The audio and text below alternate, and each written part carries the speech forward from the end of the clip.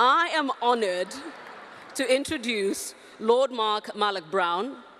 This man is an author of the Unfinished Global Revolution. He now chairs the Business and Sustainable Development Commission, and he is leading research and dialogue with diverse stakeholders in order to investigate the private sector's critical role in helping to achieve the Sustainable Development Goals while also realizing significant long-term economic rewards. To quote once again from yesterday's proceedings, being best in the world is going to have to mean being best for the world. Ladies and gentlemen, join me in welcoming Lord Mark Malloch Brown.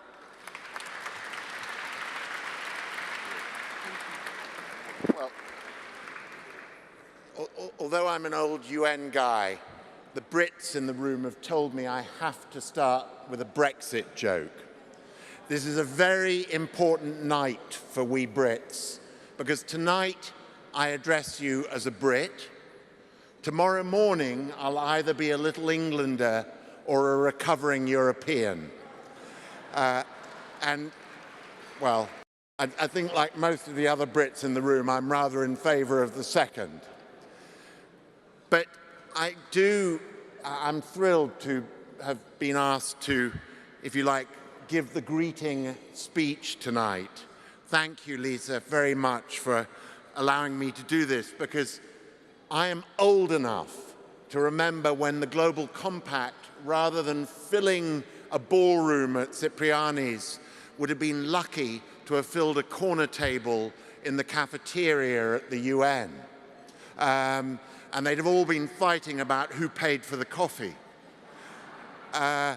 Because it was my Secretary General, Kofi Annan, who started this when I was head of UNDP and then later his deputy. And so I have watched this child, the Global Compact, grow from its crawling stage to walking proud and tall tonight. And, you know, I've watched that journey with great delight and great pride. And I thought today, if I may, not all of you were there for the conference today, but we were all treated to an extraordinary speech by a poet, Sarah Kay, who told us that we're all bricklayers, but that some of us see the temple that our bricks are building. And, you know, it's easy for all of us involved in the Global Compact to see the temple all too quickly. We've all got religion about sustainability and development.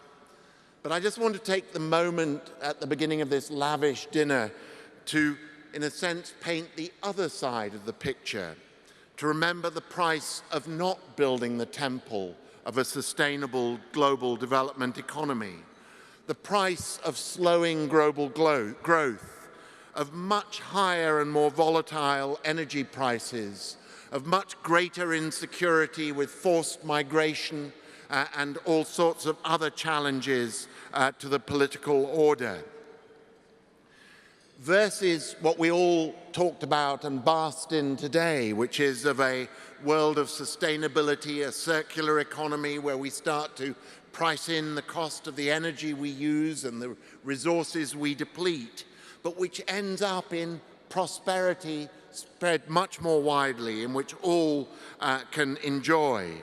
A world where markets, which you, the business leaders of the Global Compact, live your daily lives in, embrace everybody and don't leave people out, where the women excluded at the moment or the poor excluded at the moment are not seen as a cost to global development, but an opportunity and a real asset to global development.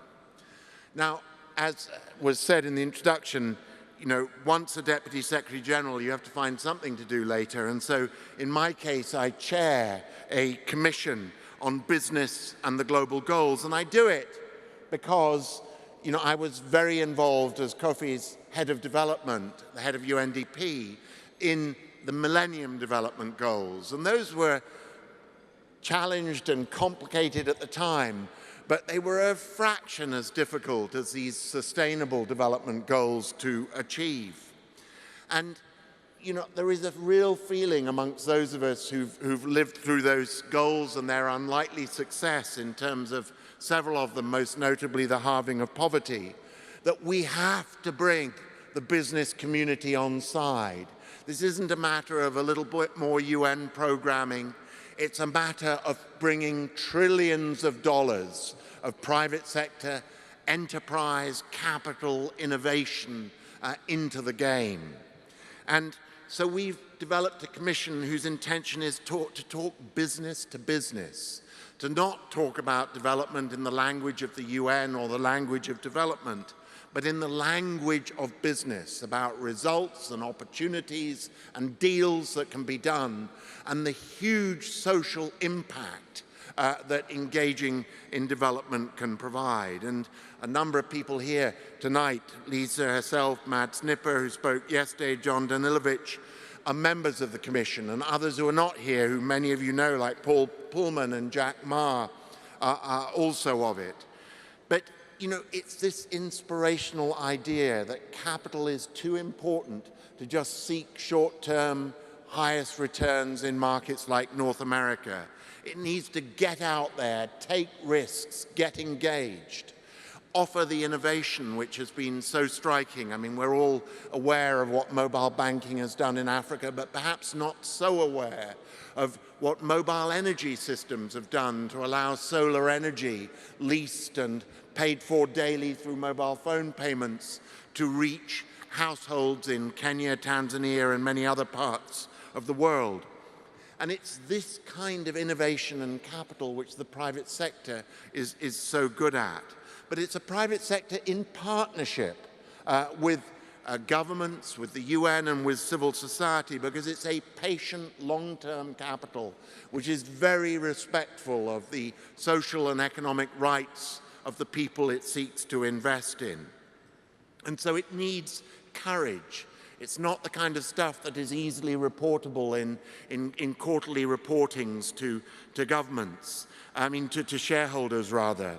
It needs the courage to commit to the long term, to have the vision that it is that long haul, that long road, which really delivers results, and which, say, for the funds of those starting their pensions today, will deliver them much higher returns by building a highway or a railway or a new city in a part of Africa than just another bridge for New York. The economic return of the former is just so hugely greater.